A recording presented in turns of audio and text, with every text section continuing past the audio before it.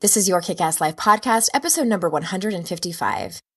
Are you looking to draw a bigger box for yourself? I'm a huge fan of Seth Godin's, and I want to tell you about his Alt MBA workshop. It's an intensive leadership and management workshop designed for changemakers who have a fire in the belly. This is for people who are itching to level up and make a bigger impact. 4 times a year, the workshop brings together over 100 leaders, people from different industries and areas of expertise. The end result, you're surrounded by other leaders who are moving to the top of their respective fields and helping to support each other become stronger, cross-functional change agents. Every week, you're meeting new people from the group. You're getting and giving feedback and seeing your blind spots in a whole new way. It's not about passively learning. It's about actively putting those concepts into practice until they become habit. The idea is to drink from the fire hose and rewire your brain to make new, better habits and have the platform to practice those habits. Over 1,000 alumni have been through the Alt MBA, and they include a mix of leaders, including product managers, lawyers, marketing directors, engineers, filmmakers, and more. The group is half freelancers, half folks at companies and startups like Tesla, Kickstarter, Charity Water, Microsoft, Nike, Kiva, Warby Parker, and more. If you're a leader and want to become even better, this is for you. There are no lectures, no videos. It's rolling up your sleeves and working in groups with people who are equally in it to win it. While most online courses barely approach a 7% completion rate, the Alt MBA has an astonishing 96% completion rate. They are now accepting applications for their upcoming session. To find out more, visit altmba.com/yourkickasslife and tell them I sent you. This is the Your Kick-Ass Life podcast with Andrea Owen, a no BS guide to self-help and badassery. Because ladies, let's face it, life's too short for it to not kick ass. And here's your host, the girl who serves it up straight with a side of crazy, Andrea Owen. Hey, ass kickers. Welcome to another episode of the podcast. And today I am bringing you an episode that I have wanted to record for a few months now. And I really have felt, I've put it off. I've actually canceled with Amy a few times and just really have not felt that I was ready to do this yet. And it being, when we recorded this, it's about a little over 7 months since my father passed away last October.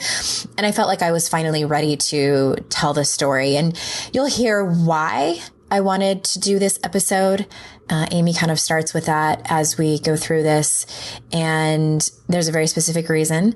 And this isn't an episode that's cleaned up. And what I mean by that is we've left it mostly unedited because I wanted this episode to be just a real conversation that I'm having with my best friend. And that's why. So you might hear some long pauses and, not really that long, but just, maybe a few more ums and ahs than you're used to. And please bear with us. I wanted it to be not tied up with a pretty bow. And forewarning, there is some crying that goes on. So if you are someone who is highly sensitive to that and you tend to cry when you hear other people crying, you might want to listen to this when you're in a place where you can do that. So I've brought my very best friend, Amy Smith, along for the ride. Originally, I thought I would just do this episode solo and sort of tell the story about what happened with my dad and how grief has affected me and what it's like and all of those things, and talking about grief in general. And I decided it's both helpful and an exercise in vulnerability for me to bring her on. So that's what I have done. And she is also someone who lost her dad about a decade ago. So you'll hear her story as well. And I think that's it. So I hope you enjoy it. I hope you learn something from it. And yeah, without further ado, here is the conversation on grief that I had with my best friend, Amy. Hey, Goulet. Thanks for being here. Goulet? Who's that? Should we tell people? It just is so awkward to call you by your regular first name because you're my best friend. I know. Just for everyone that it doesn't know, we have nicknames for each other, and we're so original that we gave each other the same nickname, just so you won't get confused. That's right. It's such a nod to how we first met, and we ended up spending a day watching back-to-back Will Ferrell SNL episodes with like the Best of Will Ferrell box set or whatever. And he, if you don't know, shame on you, but if you don't know, he does an incredible impersonation of Robert Goulet.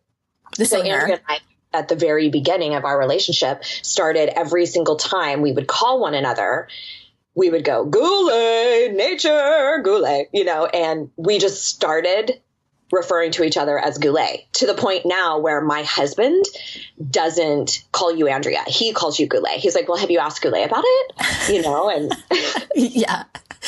So you might hear us refer to each other during this conversation as Goulet, because it's going to really feel, the conversation will be awkward for me. I mean, Amy, not so much probably, because Amy lives to talk about hard stuff, but I, on the other hand, have a harder time. And I just want to first say thanks so much for doing this. I mean, there was really only one person I would trust to do this with me. And she was busy. Yeah. No, of course. I'm thrilled to be here. And I think that it's these sorts of things that you see little posts about people going through hard times and stuff on Instagram or Facebook or whatever, but we see that highlight reel. We see kind of like the glamorous, beautiful pieces of grief and how awesome it is for people to come out of the woodworks and wish you well. And I think that there's this loneliness and reality of what happens in our real worlds that people don't talk about anymore or at all. And I think it's incredibly important. So I would love for you to just tell everybody why you even wanted to do this episode. Well, I kind of knew I wanted to do it as soon as everything started to fall apart, because I've really started to live my life, live my life out loud. And, I started this years ago, and it was sort of by accident. I kind of felt like, I was a writer and was sort of making up for lost time because I hadn't written in so long.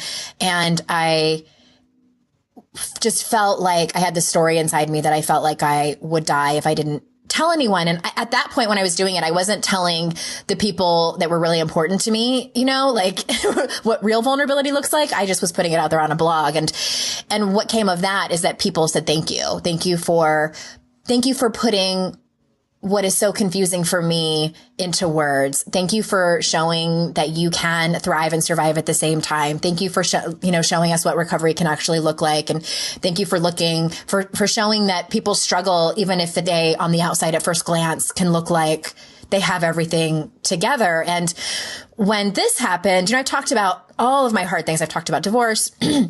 I've talked about, having a son with a diagnosis of autism. I've talked about my recovery from so many different things, bad breakups, et cetera. And this, and if anyone doesn't know, when my father died, I hadn't ever lost anyone that was, important to me. And so and when I would talk about it on Facebook, I would get those same messages. Thank you for putting into words feelings and emotions that are so confusing for me.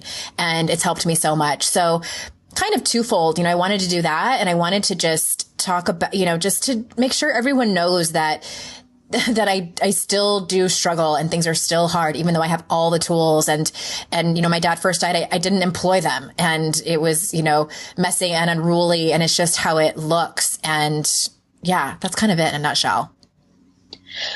Well, I think that these sorts of tales, these sorts of expressions of what life is really, really like, even when you seemingly have your shit together, is so incredibly important to share with people so that they know they're not alone. And that I think what's really cool about us doing this together is I lost my father as well, but that was 10 years ago. And my grief today looks very different than yours, that is still within the first couple of months. And I think that's also important to let people know that grief and sorrow and some of these expansive emotions that we feel on the most uncomfortable level of the human emotional spectrum is really vast, and there isn't one right way. And there's not like, oh, all you do is go to your toolbox and you'll be fine. I think there's a misconception, I think, too, about personal development, and that once you learn various tools to work with self-talk or belief systems or whatever it is, that you won't have hardship. And that's not the case. You still have hardship. You just look at it through a different lens and you navigate it a little bit differently. So I'm curious, for people who haven't really heard the story, you want to share a little bit about what that was like, really losing pops? Yeah, I'll probably share more than a little bit. I'll go through, I think it's important to go through the whole story. And I think it's both, for people to hear and to pay tribute to my father, and I think for me to kind of remember everything. And I think that there's also parts of it that you haven't heard, because you were the first person I called that night he died. But like as I was telling my siblings about it, and my mom and my husband, and, all these various people, you start to forget, like, what part did I tell you and what part did I not tell you? So there might be things that you didn't tell, or that I didn't tell you. And well, I wonder, I'll kind of start in the middle, because I was thinking to myself, like, I wonder if I should say any backstory about it. And I won't. So I'll just start from when he got sick. So geographically, my dad is still in San Diego, or was still in San Diego, I should say, where I grew up. And we live in North Carolina. And we were about to go on a vacation we were going on a Disney cruise. So we were going to not have any contact with people out here. And my stepmom sent me a text and said, your dad's in the hospital. He was severely anemic and has had some blood transfusions, and they're doing tests and they're trying to figure out what's going on. And I was like, should we not go? Like, how bad is it? And she said, no, go on your vacation. And when you come back, we'll probably be figuring out what's going on.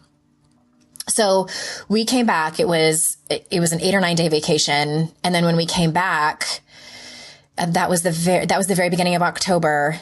It was very strange. Like, she had said, and I was also talking to my stepmother, and her health wasn't the best at the time.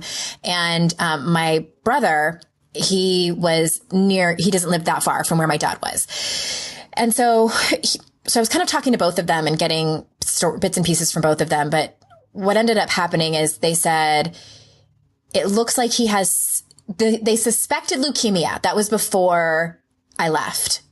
And then when I got back, they said, yes, it's a rare form of leukemia, and I cannot remember the name of it, but it was basically a form of blood cancer. And it's not even in the family of cancers, I guess, but it slowly turns your bone marrow into scar tissue.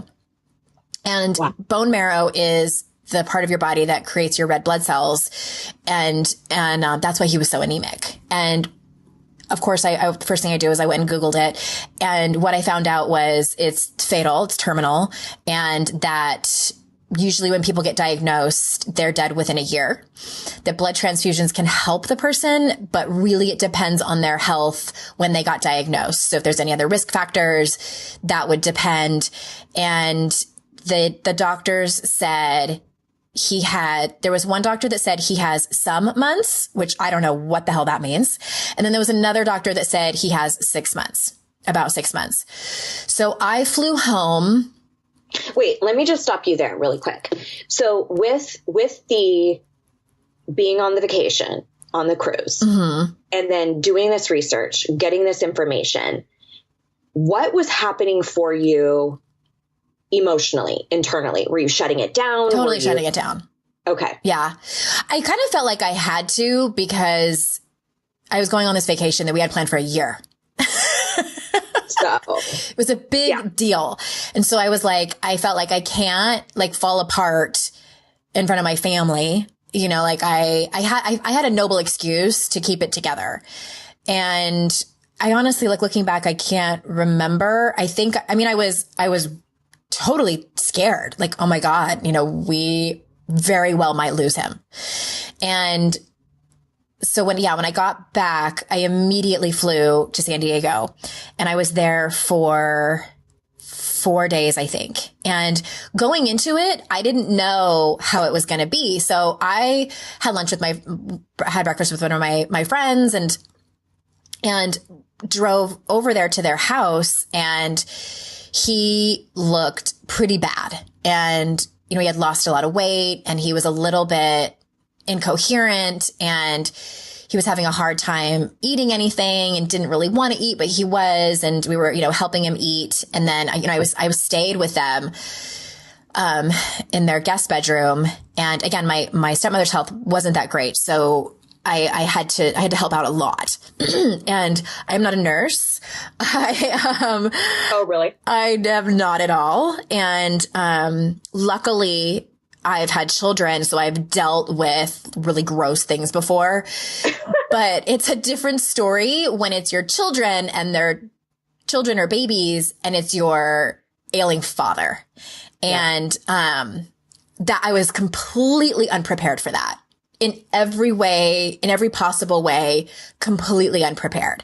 So when things were happening, like I had to go outside of myself and just go into like productive mode and just like get shit done, which I'm good at. And this has further proved to me like I'm good in a crisis because I can completely shut things down. And I think that comes to, honestly, I think it comes from years of not feeling my feelings and just not dealing with it. So it's come in handy in that way. And, so yeah, the first night that I was there, my stepmom woke me up around 1 and she said, "Your dad fell out of bed." And I was like, "What?" And she's like, "Can you help me get him back in the bed?" And I'm just like, oh my God. So we had to do that. And then on the last day, it happened again. And we had to call 911 because we couldn't get him back in. And basically what happened in the 4 days that I was there, his health declined in 4 days. Wow. And when I left, it was, I'll get to that in a second. But also what I found really interesting is, I think this was maybe like the second day I was there, and I was sitting with him on the edge of his bed and he was eating, I think I was feeding him like oatmeal or something. And he took a bite and he sat there and he chewed and he swallowed and he said, "What if you just don't want to do it anymore?" Oh. And my stepmom was standing on the other side of the room by the door, and we glanced at each other. And I said, "What do you mean, Dad? What do you mean? What do you not want to do anymore?" And I mean, I knew what he was talking about. And he like kind of waved his hand around and he goes like this, like all of this. And I said, like, eat cereal or life? Yeah. And he goes, "What if you just want to go get on the bus and go to school?" Oh. And I was like, "What?" And I said, "Dad, it's Saturday. That's the good news. So there's no school today and tomorrow, but why don't we talk about it again on Monday?" And he looks at me and he nods his head. He was like, "Okay." Yeah. And my friend, Martha Atkins, she's been on the podcast before. She wrote a book called Signposts of the Dying.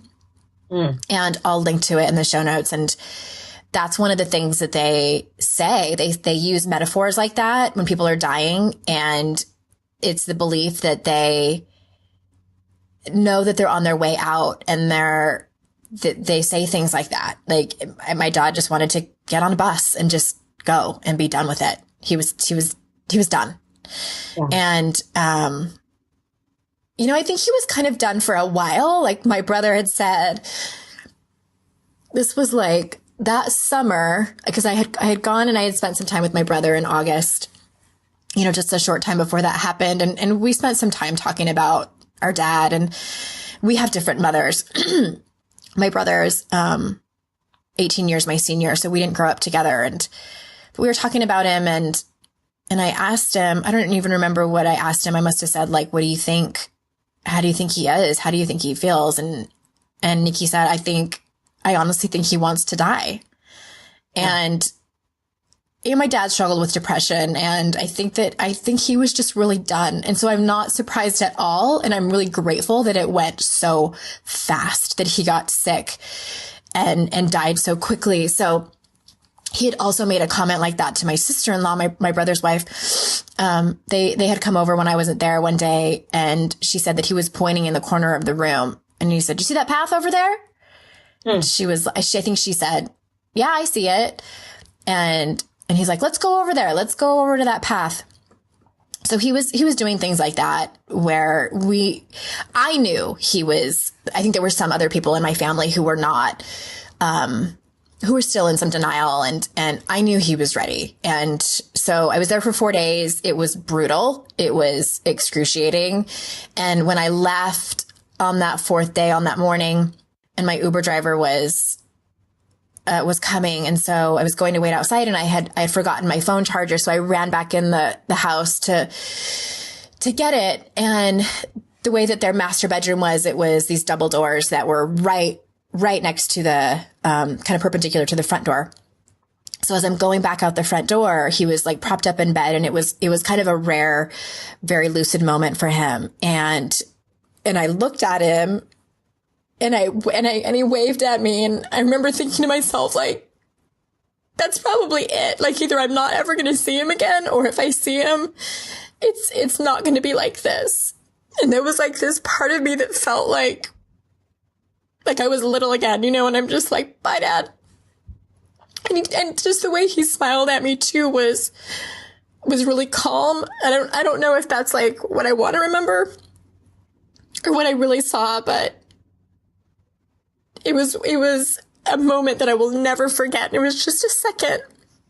So I'm so glad that I ran back in and got to wave to him and see him, because I had told the hospice people that to call me, you know, when they thought it was time. And then the few days after that, I was home for not even a week. And it was like this back and forth. And it was, without going into detail, it was a little bit of a shit show with family members. And like, should he go to hospice? Should he die at home? You know, dealing with all of that decisions. And, you know, and it's hard when you're the child of you're an adult child of someone when you're not making the decisions.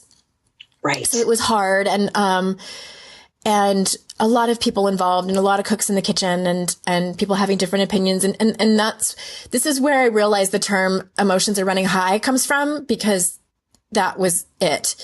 And I turned around and came back, and I really struggled with the decision to come back, because the hospice called and said, "If you want to be here when he dies, you should probably come back." Right. But then again, they don't know. They said, like, you know, we've seen people pull through and live for weeks longer where your dad's at. We've seen people die very quickly. And she said, it really depends on how fast his declining has been. And I told her, I said, he declined in 4 days when I was there. And I had just seen him in June. And then my sister had been with him on his birthday, July 30th, and taken a picture and sent it to me. And he was totally and completely normal. That was the very end of July. And there we were just in the beginning of October. And so the decline was super fast. So I knew he was going. I went back and forth with going home, because there was a part of me that was so terrified to stare at his mortality, like literally stare at him and watch him die. I thought, I'm like, I can't do this anymore. Like I was in that selfish place of, I cannot bear that pain of seeing my daddy slip away from me. This man who was my everything, who was my hero, who was, you know, the strongest man I knew. And, then it was actually my husband who, you know, so I was crying. I'm like, I don't know if I should go back. And, you know, this person thinks I shouldn't go back. And Jason said, I can't imagine you not going. Like, you have to go.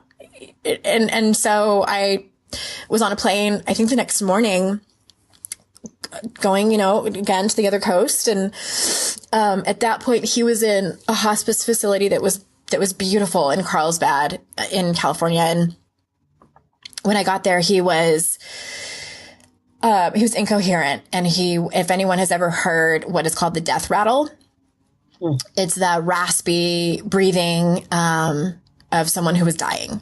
And it was shocking, but again, I was able to, you know, keep it together. And then one of my dad's really good friends, one of his lifelong friends, came to see him, and I hadn't seen him in a really long time. So that was neat. And he made my dad, he said something funny, and my dad kind of like moved around a little bit, but my dad could not speak. He could barely open his eyes. And, it was excruciating. And then, we just had to like wait with him, and it was strange because, there I was just like having small talk with my stepmom and figuring out what we were going to do for dinner. And I had asked the hospice nurses, and God bless hospice nurses. Like, right. I mean, they were just incredible. And I asked her, I said, honestly, how much time do you think? And she said, I'd be surprised if he made it through the night. Yeah. And, I'd be even more surprised if he was here tomorrow.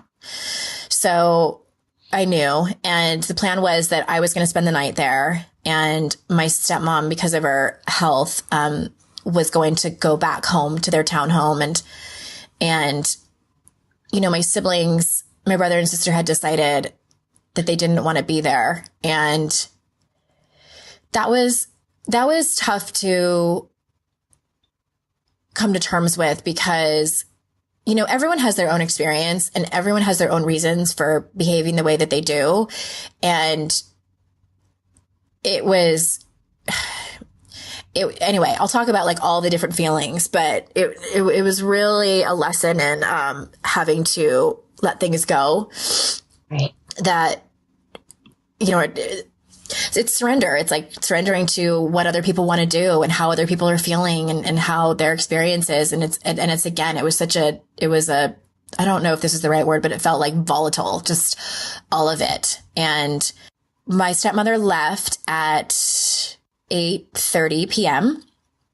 and she left, and I turned the bedside lamp off. And basically it was like this really beautiful house that they had turned the bedrooms into hospice rooms. So they were like these bedrooms, and they had their own bathroom. And, I turned the bedside light off, and I had the TV on. And so that was the only light in the room. And, I just sat right next to him with like my kind of arm over his head, and, put Bob Dylan on my phone and just talked to him and just told him all the things I wanted to tell him, and told him, my favorite childhood memories, and thanked him for everything. And I can't remember if I told him that I think I did. I think I told him I was sorry for anything that I did.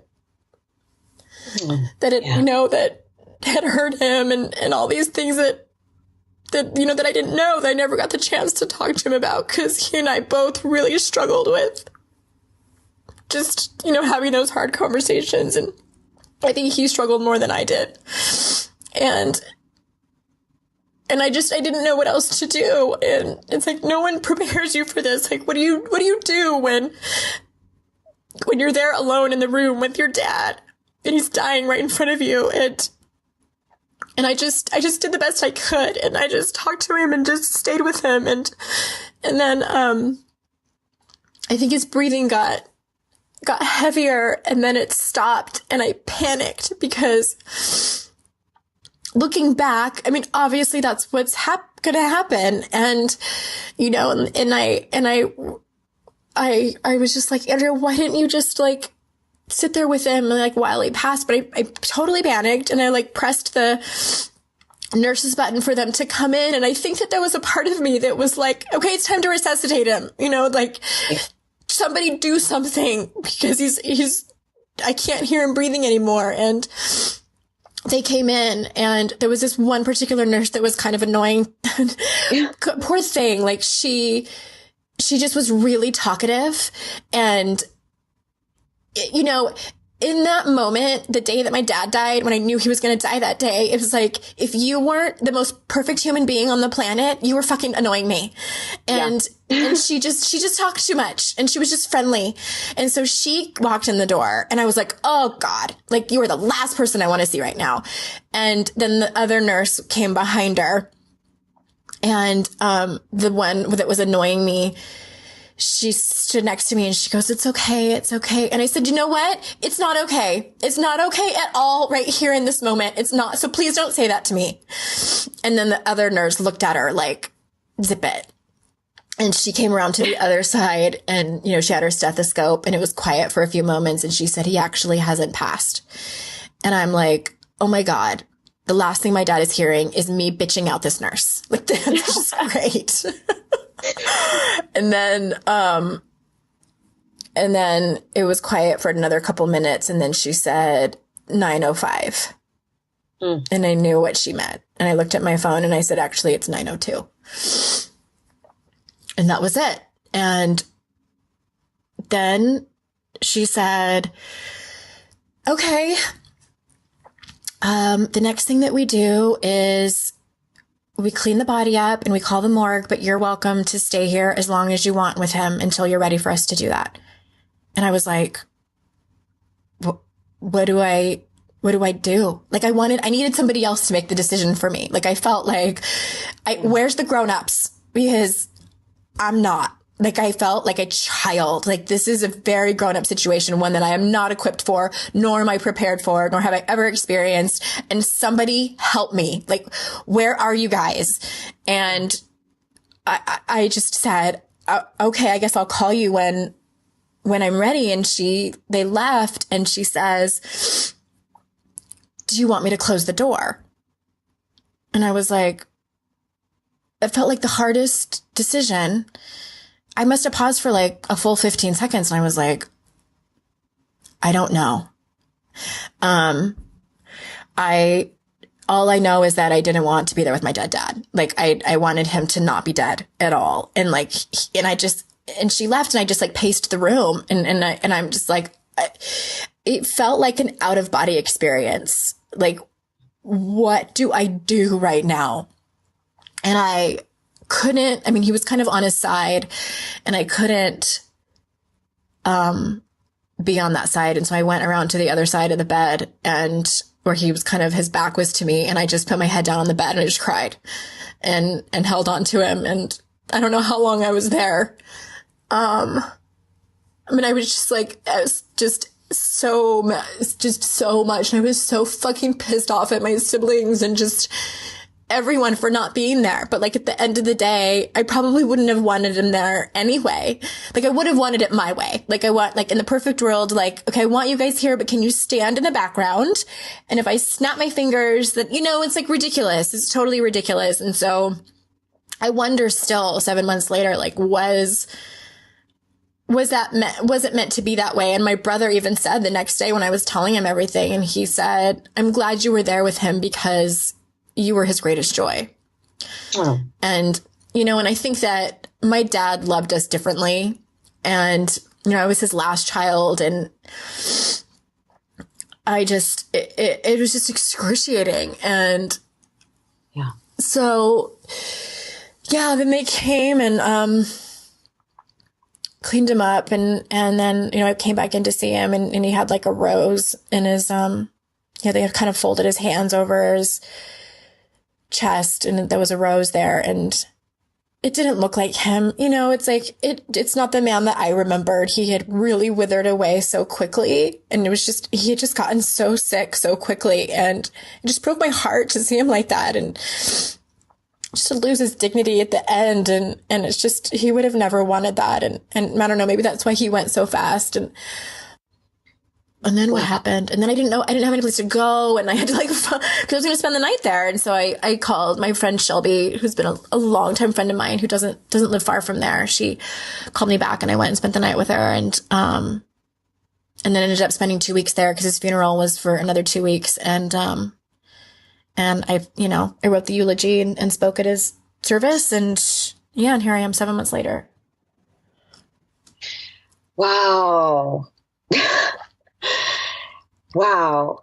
Thank you for sharing that so candidly and openly. I think it's so important for people to hear what the actual play-by-play looks like. I remember telling you after, a few weeks had passed that I really think there's this thing that happens, at least it was my experience, where there's this period of time where people are really compassionate about what went on with you. And then the time's up and they expect you to be back to work, back to getting things done. and you're kind of, there's this expectation. I mean, even with bereavement, you get 3 days, a week, whatever. And it's like, oh yeah, I'll have my grief wrapped up by then. Mm-hmm. And it permeates your entire life. It's not over after a service. Like, it can certainly have an element of closure, but and especially for you going through something of this magnitude, being sober, like not having a vice necessarily to turn to or to numb. And, what has that been like for you? Well, it's been hard and easy. I think, but mostly hard. I feel like, so it's not so much that I want to drink over that.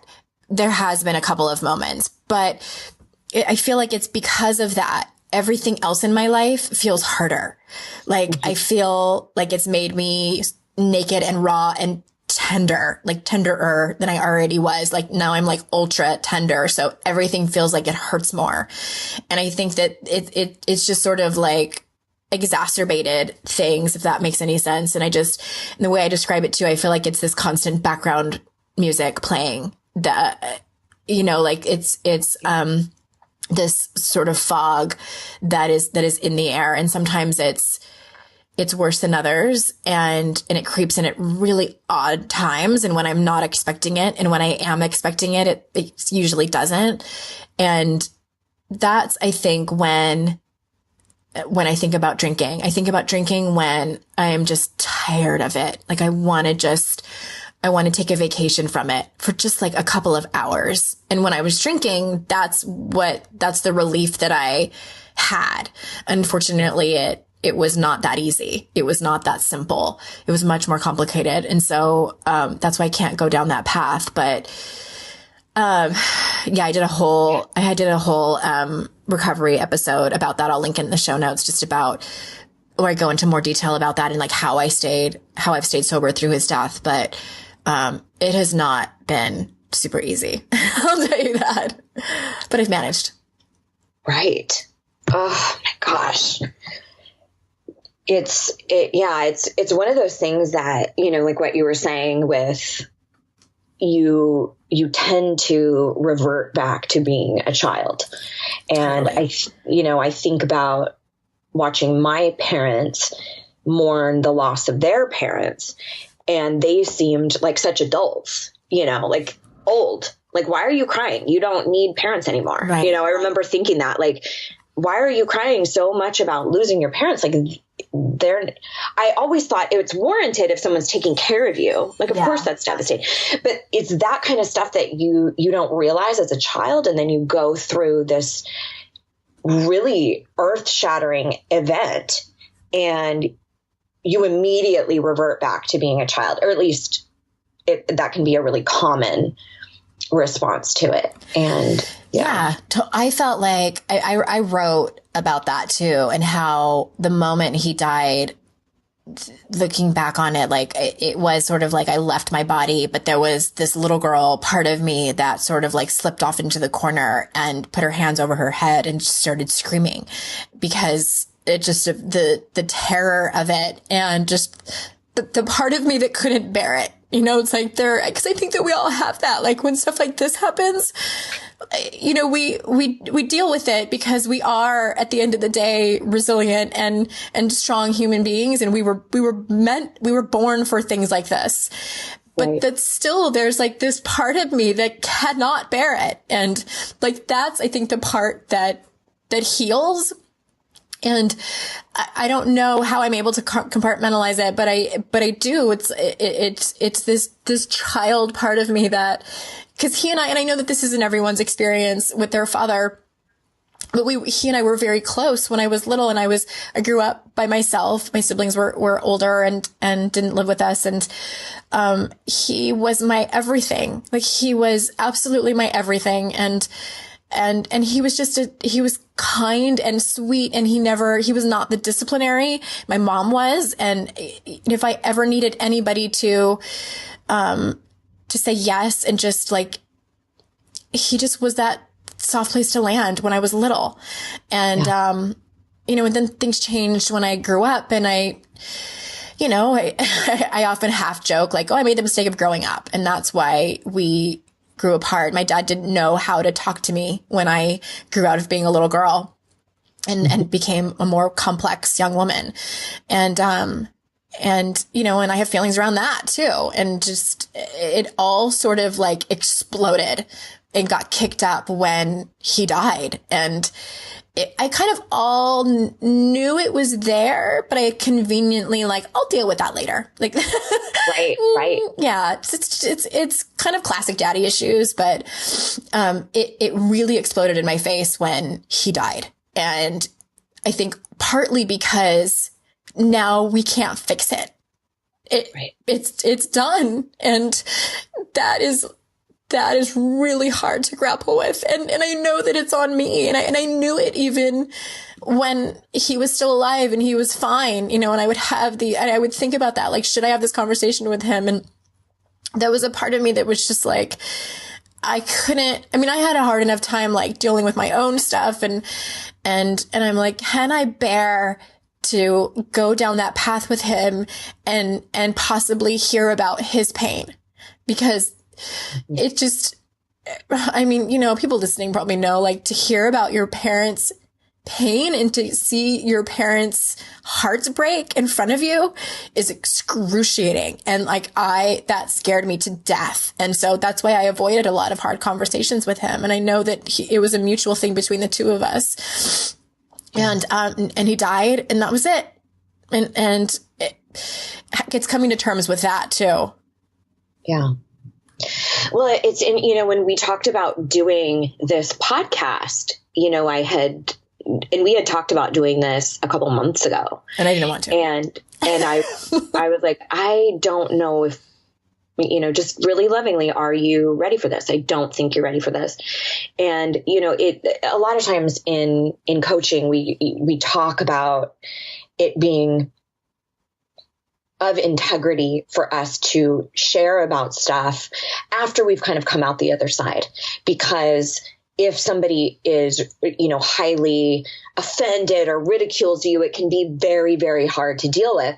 But this particular situation, and I think you feel the same way, obviously that's why we're here, is that it's important for people to know that it's not tidy.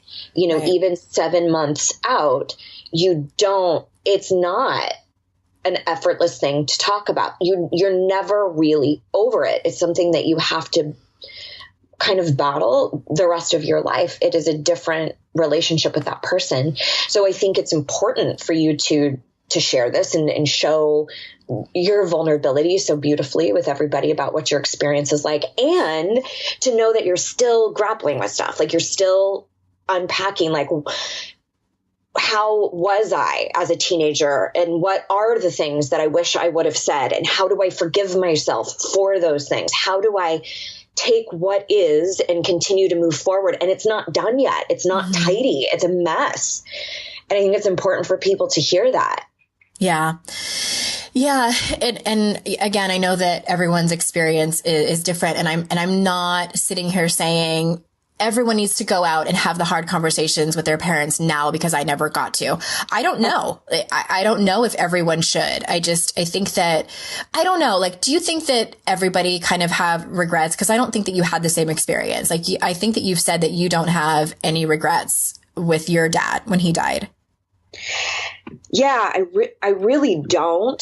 But, as we've talked about many times, like, you're always like, well, if there's a problem, Amy will say something. Right. And I've kind of been like that my entire life.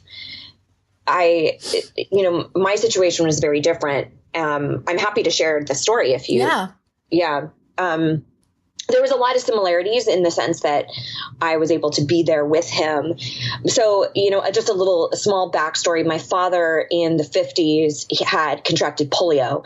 And if you don't know much about polio, it affects your muscular system. So typically one side of your body, and it's asymmetrical. So one side of your body will develop normal musculature and the other side will be severely weakened. So what that means usually for your spine is very severe scoliosis. And he he had just the most brilliant mother, and his sister was 6 years old and had contracted polio, which, as you know, was like a pretty huge, rampant disease happening in the 50s. And she had contracted it. And then my dad was an infant and he contracted it from her because it was highly contagious. She ended up passing away. And I still can't wrap my head around the strength that my grandmother had to bury a 6-year-old and then to have a son who also had the same disease, who was an infant, and have to try to mourn and then regroup and deal with another ailing child. Obviously, my father survived, but if you know very many people, or if you've seen anyone who survived polio, oftentimes because of the musculature issue, they have to walk with some sort of assistance, whether it's a wheelchair or arm braces. But my grandmother knew that the only chance of him actually walking unassisted was to stretch him and do these really rigorous stretches 3 times a day. Wow. And so she said we got an amazing interview with her a few years ago talking about it we got it on tape. And she had said, I really had to decipher between when he was screaming out of childhood defiance, like, I just don't want to do this, and when he was screaming out of pain, like that the pain was too intense. And it is because of that diligence that he was able to walk unassisted in his adult life. He had one leg that was longer than the other, so every single set of shoes had to have one side built up considerably higher. But because he looked so odd in stature, like it was clear that he wasn't a little person, but you couldn't quite tell what was wrong. He had a very barreled chest, long legs, but he was short. He was barely 5 feet. And so because he looked very odd in stature, he developed a very sharp tongue as his defense. And his 3 older brothers always had to kind of back him up because he would kind of run his mouth. Well, he then filtered that into his life's work and ended up, being a public speaker. And he was very involved with, he got a master's in divinity, a doctorate in ministry, ended up, if you know much about me, you know that I grew up in a very conservative Christian family. And so my dad ended up giving his entire life over to his faith and his work. And it always just amazed me that sharp tongue became useful to help people really change their lives.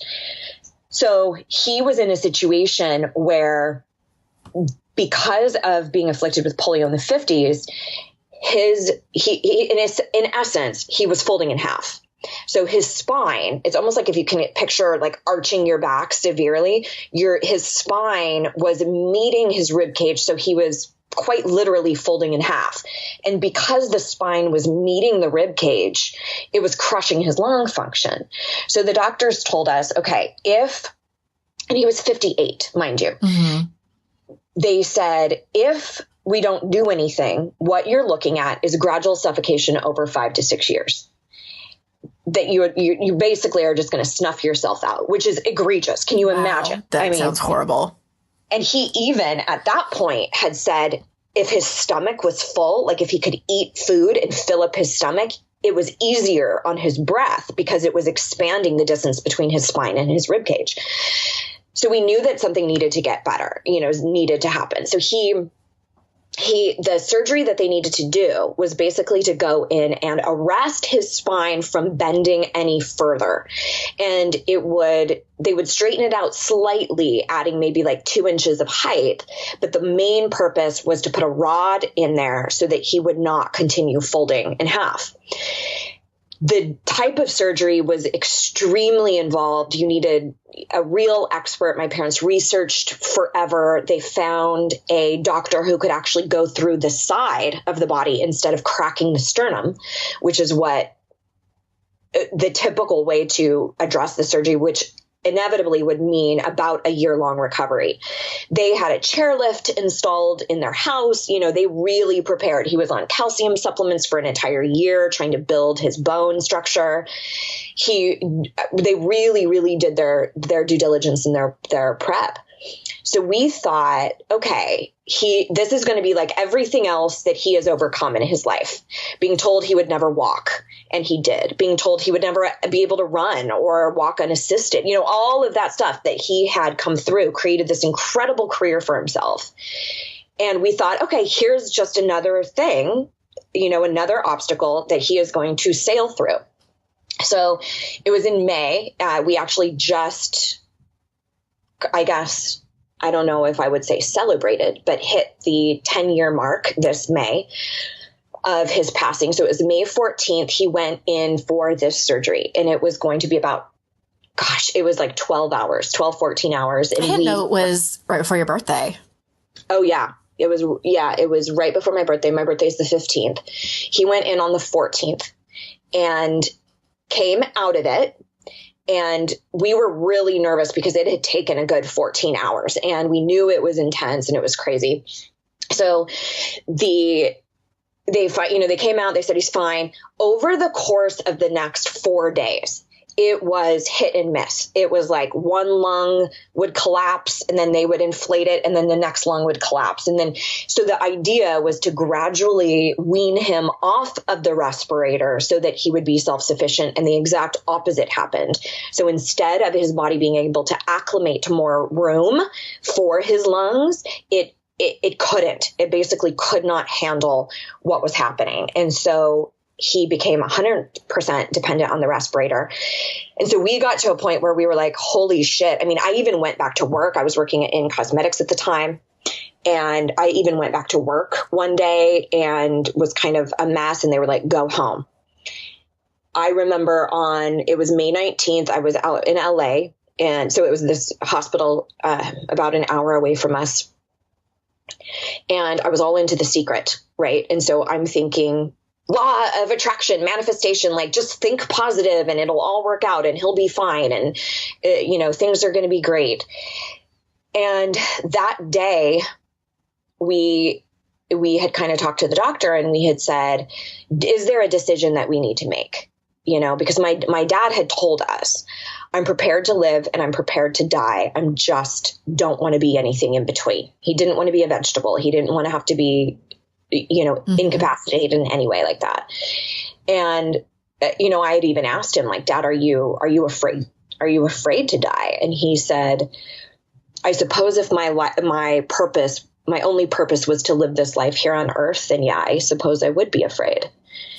And I was like, fucking A, Dad, like with your fucking face. Which, of course, I didn't say that to him, but just, he was such an incredibly brilliant human in that regard. Just, he was very much prepared to go if that was the case. He had lived an incredible life, even though it was short. And so eventually we got to the point where we had asked the doctor, do we need to make a choice? Do we need to make a decision? And he said, no, we're not quite at that place yet. And then there was a code blue, and, there's all the sirens going, and it's just this heart palpitating. And like, my mom goes, that's your dad. That's your dad. That's your dad. Let's pray. And like, we all gathered together. And obviously I was still grappling with my spirituality. I wasn't quite on board with the prayer, but we, but it was emotions running high and all of that. And so all of us are praying and coming together, and so we had asked again, do we need to make a choice? And the doctor said, well, we've kind of taken that off your shoulders. You will kind of know within an hour. Either he will miraculously respond to the medicine that we've given him, or he will gradually flatline. That's what we're looking at within the next hour. So very similar to you, we sat in the room. It was myself, my mom, and my two brothers, and my husband was on his way. He wasn't able to be there. And the latter happened, and we just eventually watched him flatline. And it was that whole like beep, beep, beep, and then it's slowly, and then it's like beep, and that sound, I just wailed. I mean, you know me, I'm pretty unbridled when it comes to emotion anyway. And I was just like, just like let it all out and just scream cried basically. And I remembered in that moment thinking, that this is what people are talking about when they describe birth, and they describe the miracle of witnessing a soul enter the world. This is the opposite end of that. This is witnessing a soul leave this plane of existence. No wonder when people talk about birth, they talk about it being like something you can't describe. Emotional. Yeah. Right? It's spiritual. And so even though this was the opposite end of human emotion, and it was literally like the depths of despair, it was also profound and magical. For me, it was so rich because it was intimacy. I mean, it was so, to watch a soul leave, like, fuck me, right? And I knew in that moment that I had a couple of choices. Like, I could go into a place of why me, why him, or I could go into a place of what was I meant to learn through this? What was I meant to experience here? And I felt very strongly that it was meant to teach me gratitude. I had lived the better part of my life with little to no massive hardship. I was there with him. It wasn't like somebody called and said, "Are you sitting down? There's been an accident." He officiated the wedding of my husband and I. I didn't feel like there was anything that I hadn't said to him. The place where I did go into a bit of a disassociation, I did his makeup for his viewing, and I wanted my husband to come with me. So if you don't know, I have a makeup artistry background. So I called some of my friends who had done makeup for some other coworkers of ours who had passed on. And I just said, okay, I know the skin is different and all of those things. And I felt convicted from the very beginning. Like, I have to do his makeup. There's no way I'm going to let some rando come and do his makeup when I'm completely skilled at this. Right. So I had asked my husband to come with me. Through a long story that I don't need to tell, it was a decent amount of time afterwards. So it was about a week and a half afterwards. So I didn't know if he was going to be really green or what I was going to be looking at physically. I had talked to some people about helping me prep for that. Like, what do I need to know? Explain to me, whatever. My husband came with me, and the first thing I said, because I didn't know, like, am I going to come unglued? Am I going to fall to my knees? Like, what am I going to, how am I going to behave? And the first thing I said, I immediately went into business mode, and I was like, oh, his coloring is not nearly as green as I thought it would be. And that's something I would do. And that was where I kind of went into a different mode. And, with the embalming process, and it really doesn't look like them at all. I know that it's an element of closure for a lot of like our other relatives who weren't around him. But for me, I felt like this was very much a vessel. It was not him. And so that was still to this day, one of the most amazing things. And I'm so glad that I went through with that. And, some of our friends were like, "Are you sure?" Like, they really, and I was determined, like, fuck no, I'm doing this. Don't even step to me right now. Yeah. And then both myself and my brother were able to speak at the service, and it was extremely cathartic. But then I've also had this really incredible, I think you've had a bit of it as well. I feel like I've had the great fortune to have some conversations with him beyond the grave, where I do feel like we're connected spiritually. And that was a tremendous amount of relief for me, which I'm not going to get into that, intensely, but there are still times like my father would, I don't know if it's an East Coast thing or what, but instead of calling his office, he always called it the study. And this was not too long ago. I was listening to a podcast or something like that, and somebody referred to their office as a study. And I just instantly bawled my eyes out. And we're talking like 9 years post. Mm-hmm. And it just sideswiped me. And it was like throwing up, like, just completely came out with it. Yeah. And you just kind of, and it still hits you, and it's still a piece of you, and it's still a part of it. And I think what I did, my perspective and my brothers took a very different route. I felt like I need to plow right through this. I need to look this grief in the motherfucking face, and I need to be with it. So for a week, I didn't stop crying. I would be checking out, getting groceries, and just, here's my change. Like, I didn't give a shit if anybody was uncomfortable, pumping my gas, just crying, bawling my eyes out. I just let myself feel. And I really think very strongly that that was a piece of me healing much faster than, like, say, one brother kind of threw himself into drinking, another brother just completely shut down. And he started dealing with it like 5 years later. So I think we all have our own approaches, and I don't think there's any right or wrong with that. I think it's, about honoring your own journey and not comparing it to what other people feel. And then knowing that you cannot control it, like you can't. Oh, I know. And that's been, I was telling in my last podcast episode I did with Kate, our friend Kate Anthony, and I was talking about surrender. And I said, there are 2 times in my life where I've struggled the most with surrender, and that's giving birth and grief, because it really, and I have tried my like I get an A+ for effort with trying to control everything in my life and most people, in fact. Yep. And this thing has just really taken me to school. But yeah, it's really interesting how I wonder too, if, I don't know, and since I've met you, like, I wonder if there are some people who are just born more resilient than others, and how, like, I don't know if it's a sensitivity gene or what, because I think you're sensitive too, but I think that you just are like, you take these kinds of things with open arms. Whereas most people that I know, myself included, not most people, I would say a lot of people are just like, it's just not that we're closed off so much as just like really like awkward arms, like, yeah. That's more the way it feels for me. Like, I don't know what to do.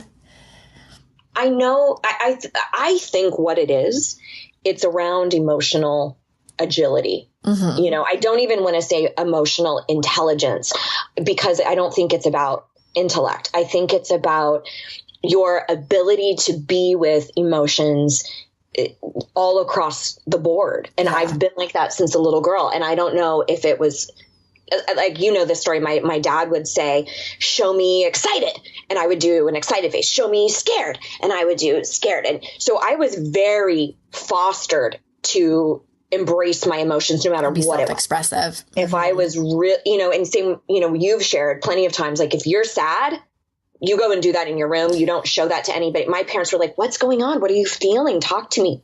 So, my issues ended up being far more about like religion and dogma and things like that. But emotional stuff, I felt like, oh no, if you feel something, you just fucking feel it. My mom would always say, you don't have to wonder what Amy's thinking, and it was never negative. It was a positive thing. So I think how you are taught to emote, the messages you receive around emoting is huge to how you handle grief. Yeah. And I think emotional agility can be learned. I don't think that you either are or you aren't, and that's it. Like, your eye color.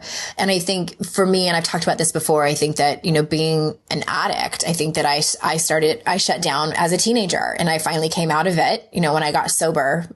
And it's been a learning process for the last almost 6 years. And so I feel a little bit, in some ways, like with the big stuff, like a teenager, just like trying to figure it all out. And I wanted to circle back too about, I have a friend who lost her dad 3 weeks before mine, and she and I have had long conversations about grief and what it's looking like and things like that. And she asked me, because we were talking about we were talking about the whole concept of like visits and things like that. Yeah. And, I've had a couple, and she asked me this question. She said, where do you think he is? And I was like, I don't know. And I don't think I want to know, because for me, I'm like, I felt an immense amount of pressure. Like, is he trying to tell me something that he couldn't tell me when he was here? Like, is there some kind of message I need to be hearing? And oh my God, am I getting it wrong? And it's like, I've asked, like, the first couple of months, I was drowning in those questions, drowning in them. Like, where are you? Were you trying to tell me something at the end? Did I do it right? Did I say the right things in those last 30 minutes when it was just you and me alone? Did I play the right Bob Dylan songs? Did, you know, like, was I thinking at the end of the day, it was like, was I a good enough daughter? And like that question just, like ripped my heart out and threw it on the ground. Like I couldn't stop asking myself that question. And I finally had to get to a point where it was like, I had to forgive myself for things that I had made up that I had done. Right. Where I wasn't good enough, where, you know, like I made the mistake of growing up, and why didn't I talk to him more? And why didn't I try to save him from his depression? Because that was like a whole other animal that, you know, I got this package in the mail at the end, or this actually wasn't even that long ago. This was, I don't know, maybe 2 months ago. And it was my stepmom had sold their house and moved to be closer to her children, which I'm so glad that she did. And she found some of my dad's stuff and thought I should have it. And she mailed it to me. And I think in her haste, God bless her, she didn't put a return address and there was no note. And, I was not expecting this package in the mail. And so I open up this package and it's all these pictures, many of which I had never seen before, of me and my dad when I was little. And every card I had ever given him, growing up. And one of the things was a letter that one of his friends had written him. And it was that same friend that went and visited him that I mentioned. And the letter was from 93, when my dad had checked himself into treatment, for his alcoholism, and he'd gotten sober and stayed sober, but he was also severely depressed. And, my dad's friend had basically like written him this heartfelt letter talking about how he understands. And I started reading the letter, and it was very intimate letter between these two friends, you know, and it felt a little bit voyeuristic, but at the same time, like I threw the letter across the counter and like it was hot. Like I couldn't, and I remember I asked you, and I'm like, what could I have, like, I felt this massive sense of regret and despair having not been able to help him in his depression. And that was a hard couple of weeks, and just knowing how bad it was. I think I never knew how bad it was. And like one of our last conversations that we had when I went to go see him in June is he told me that his depression was bad. And I just was like, should I have done more? Should I have talked? What could I have done? And, you know, my friend Carrie says, she's like, I don't know, Andrea, maybe he didn't want you to know ever how bad it was, because think about your own children, you know, and like them being adult, like, would you want them to know? Would you want them to be the ones that saved you? And I'm like, no, I wouldn't. I would never want that burden of responsibility on my children. But it's like, at the same time, like I do. And I think that this is, again, like my own daddy issues of, I always, for so long, as soon as I grew up, felt responsible for my father's feelings. And and again, it's like all this stuff gets kicked up, and like hearing stories about him, that I didn't know. Many of them are really great stories, and many of them not so great stories about how he was and how he was this imperfect human being. And it's sort of like, it's like someone threw up all over my fucking house. And I'm like, oh God, I got to clean it up. And, you know, and the smell never quite goes away. And you think you got it all. And then you there's more. And there's more. Right. That's how, I don't know how I got down this tangent, but it's like these things keep happening. And I've gotten to the point now where it's like, okay, this is how it's going to go. And it's just the way that it works. And I think that the parent-child relationship is one that I never realized was so incredibly complicated for many people. Not for everyone, but for many people. That's right. Yeah. I mean, God, yes, for sure. And, you know, I mean, even thinking about that particular topic and kind of everything that we've shared today and talked about, what do you want people who are listening, what do you want them to know about grief? I think we've mentioned some really good things about it. And I think that the thing that surprised me the most about grief is how lonely it is. Even if you have people that you can talk to like I do, it's still a very lonely feeling. Yeah. I think that's just the way grief is. I think that grief never totally goes away. And I think that the thing I've learned through all of this is that, and I knew this on like a cognitive, like a conceptual basis, but like now I know it in my bones, is that when we are here on earth, that our relationships and connections with each other and with the people we care about, those are the most important things that we'll ever have throughout our entire lifetime. More so than anything or achievement that we could get to in our life. That's right. That's right. Absolutely. And like what you were talking about with the loneliness, it's very similar. We're talking about extreme emotional pain, but it's so very similar to physical pain. Like if you had an egregious accident and you have to recover and like, your entire leg is shattered. Right. Everybody can have a mammoth amount of sympathy for you, but you are the one who is sitting in that hospital bed trying to grapple with what's happening to your body. That is exactly what grief is like. It's just emotional pain instead of physical pain. So even though people can empathize and check in on you, you're the one who has to sit and wade through those waters. That's right. And I think what I would say to people listening is to not vote on your experience or judge your experience, that there is no right or wrong way, or rather I would say a ton of right ways to process and handle things.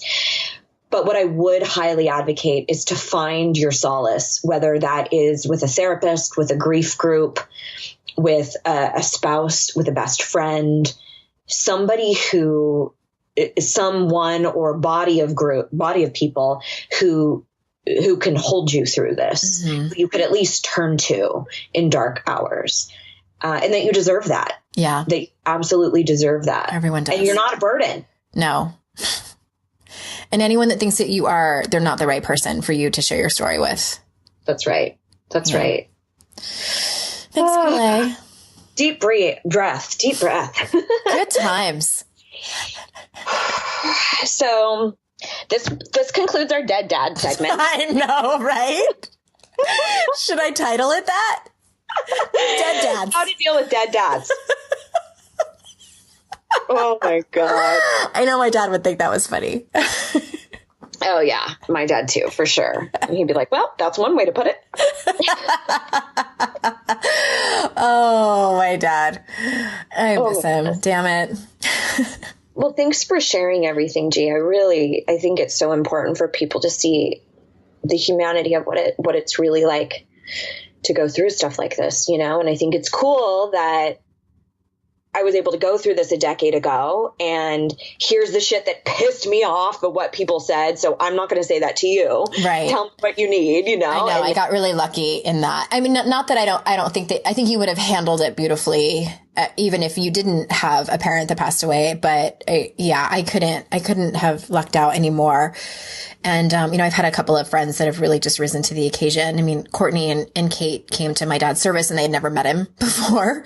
Yeah. And I just was so incredibly lucky in that way. And, to have people hold me up. And I just hope that it was helpful for people listening just to hear what it's like. And for anyone that's still grieving, whether you lost someone a month ago or 20 years ago, that it's still okay to have pain. And I hope, like you were saying, I hope that they can find the solace that they need. And I hope this was helpful.